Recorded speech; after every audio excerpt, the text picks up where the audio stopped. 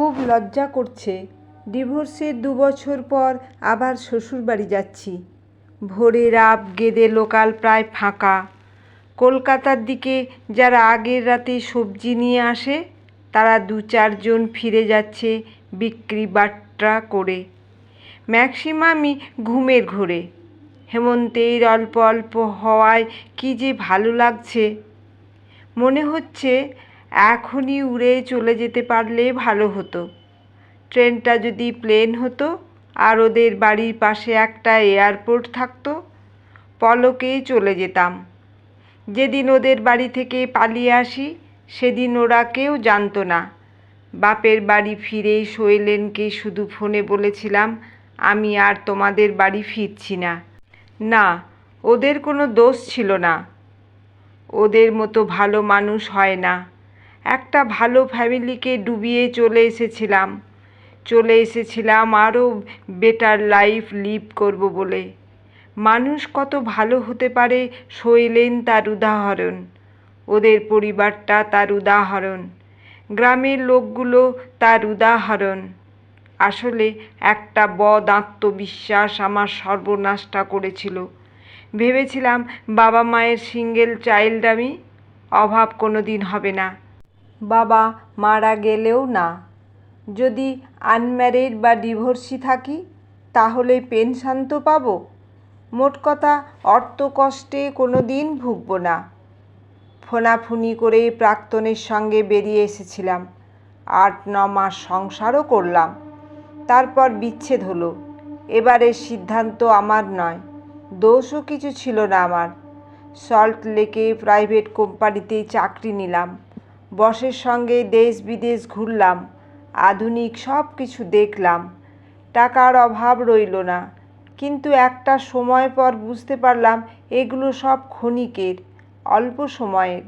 এর মধ্যে দয়া মায়া ভালোবাসা আবেগ অনুভূতি কিচ্ছু নেই। দিন শেষে ঘরে ফিরে এক মহাশূন্যতা, ব্ল্যাক হোল। কেউ বৌমা, কেউ বৌদি, কেউ শুনছো নাকি বলে ডাকে না। সকাল হলে কেউ বলে না, রাতে কিন্তু তুমি ভালো ঘুমাওনি, দুপুরে ঘুমিয়ে নেবে। সবচেয়ে আশ্চর্য হয়েছি ঘুমের ঘোরে রাত 2টো নাগাদ শৈলেনের ফোনটা পেয়ে। ও আমায় যেতে বলবে ভাবতেই পারিনি। ডিভোর্সের জন্য যে হেনস্থা করেছিলাম, মিথ্যে বলেছিলাম অন্য কেউ হলে মুখ দেখতো না আমার। ট্রেন থেকে নেমে বেলা 7টা নাগাদ মাঝদিয়া টুঙ্গিতে পৌঁছে গেলাম। যেদিন বউ হয়ে প্রথম এখানে আসি কত লোক স্টেশনে গেছিল আনতে। রেল ব্রিজের তলা দিয়ে যখন আমাদের ট্যাক্সি ঢুকছিল, ওর বন্ধুরা পাড়ার অল্প বয়সী ছেলেরা সব লাইন দিয়ে দাঁড়িয়েছিল। দূর থেকে দেখলাম বাড়ির সদর দরজা খোলা।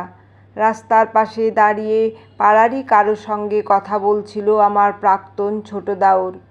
আমায় দেখতে পেয়ে দৌড়ে এসে হাত ধরে বলল, আরে বৌদি, তুমি এত সকালে কোথা থেকে? চলো চলো বাড়িতে চলো।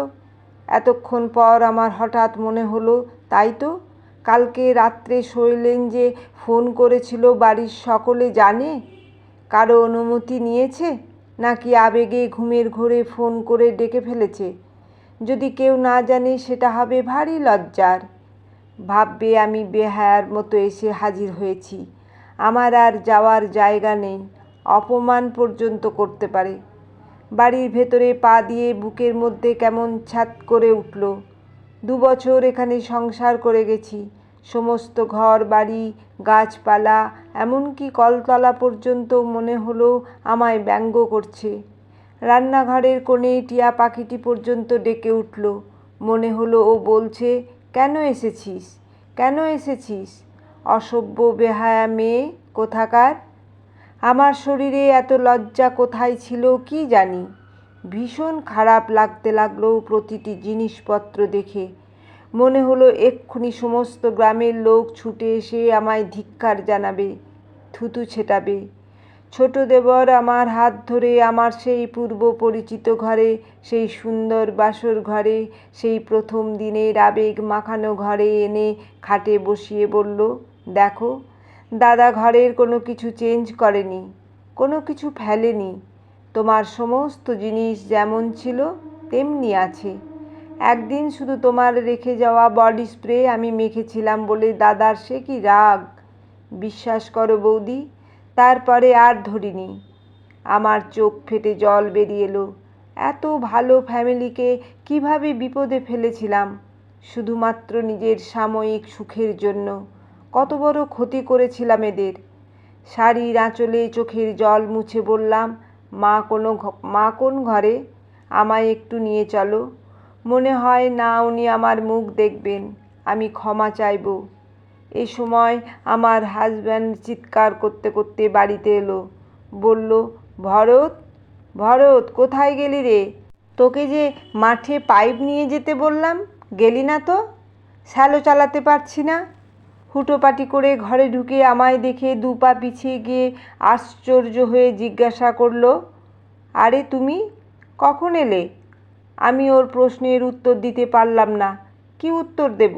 যাকে কোর্টে দাঁড় করিয়ে সকলের সামনে স্ত্রীর ওপর জুলুমকারী, এমনকি রেপিস্ট পর্যন্ত বলেছিলাম, তার প্রশ্নের কি উত্তর দেব?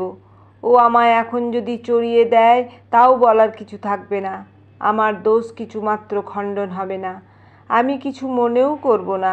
আমি নীরবে মাথা নিচু করে রইলাম। এই সময় ভরত ইয়ার্কি করে বলল, দেখ দাদা, বৌদি আগের থেকে কত সুন্দর হয়েছে।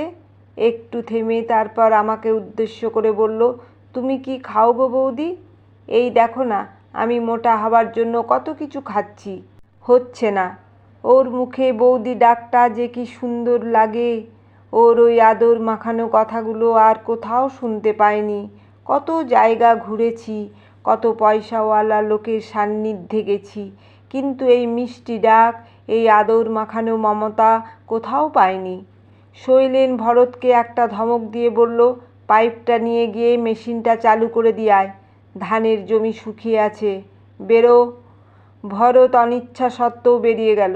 যাবার সময় চিৎকার করে বলতে বলতে গেল, তোমার সেই আলু দিয়ে ছোলার ডাল রান্না করে রেখো বৌদি, ফিরে লুচি দিয়ে খাবো।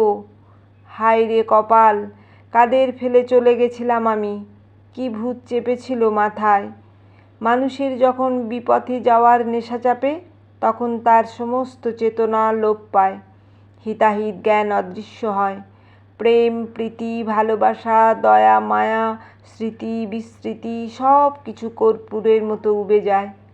শৈলেন আবার একই কথা জিজ্ঞেস করলো, কখন এলে? আমি এ প্রশ্নের কোনো উত্তর না দিয়ে হেসে জিজ্ঞেস করলাম, কালকে অত রাত্রে ফোন করেছিলে কেন? দিনের বেলা ফোন করতে পারতে। আমার কথা সত্যিই তোমার মনে আছে? একটু থেমে মাথা নিচু করে আবার বললাম, এই নষ্ট মেয়েটাকে তুমি আবার ফোন করলে, আবার ডাকলে? তুমি এত ভালো কেন? শৈলেন সমস্ত কথা মনোযোগ দিয়ে শুনল।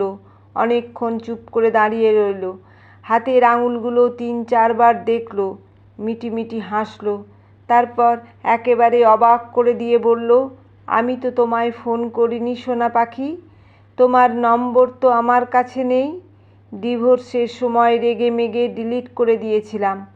কোথাও তোমার ভুল হচ্ছে। ভুল বলা আমার উচিত নয়। তুমি আবার রেগে যেতে পারো। অবশ্য রাখলে তোমার ঠোঁট দুটো ভারী সুন্দর দেখায়, চোখ দুটো রহস্যময় হয়ে ওঠে।